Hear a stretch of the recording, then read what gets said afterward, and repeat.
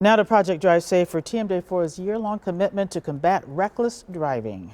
As we look at ways to get safer drivers out on Milwaukee roads, one growing statistic is concerning. Yeah, the number of pedestrians killed and injured is on the rise. And as the I-Team discovered, people in lower income communities are at the greatest risk of getting hit.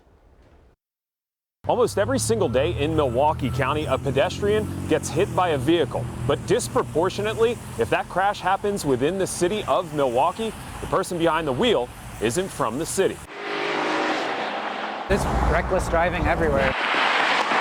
Milwaukee has something different about it, though. As a grad student at UW-Milwaukee, Yep, that's right. Tony Giron wanted to find out what pedestrians are being hit in Milwaukee County. The study takes a look at the differences in demographics and socioeconomics between drivers and the pedestrians that they crash into. After looking at police reports from 2011 to 2015, Giron found on average, drivers who hit pedestrians are older, have a higher income, access to a vehicle, and tend to be white. Higher income people might be more responsible for crashes towards pedestrians in these areas and affecting more lower income people. In the crashes he analyzed, Giron found more than 25% of Milwaukee pedestrians were getting hit by drivers from outside of the city.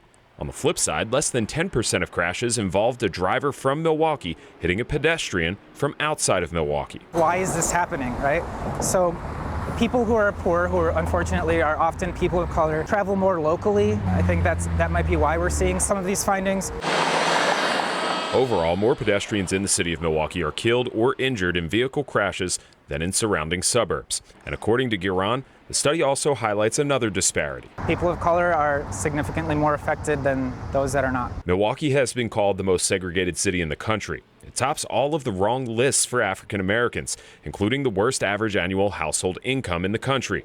Giron says lower income individuals tend to walk more. Lower income people might just be walking around more in their neighborhoods or having to walk to the grocery stores more, different amenities, or their jobs, versus people who might have more income and are driving around more. Giron met me here near 27th Center in Fond du Lac, where 26% of residents don't have access to a vehicle according to the U.S. Census.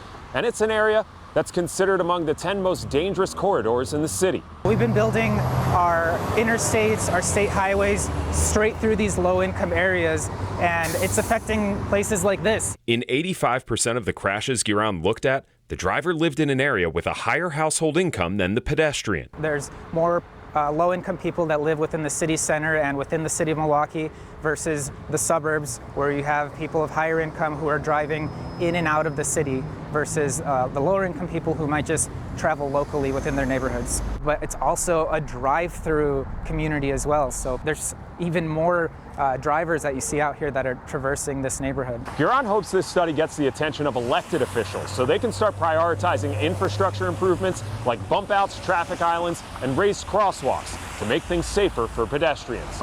Reporting for the I-Team, I'm Sean Gallagher. All right, Sean, thanks. If you've been impacted by reckless driving, we'd like to hear from you. Just head to projectdrivesafer.com and send us a message.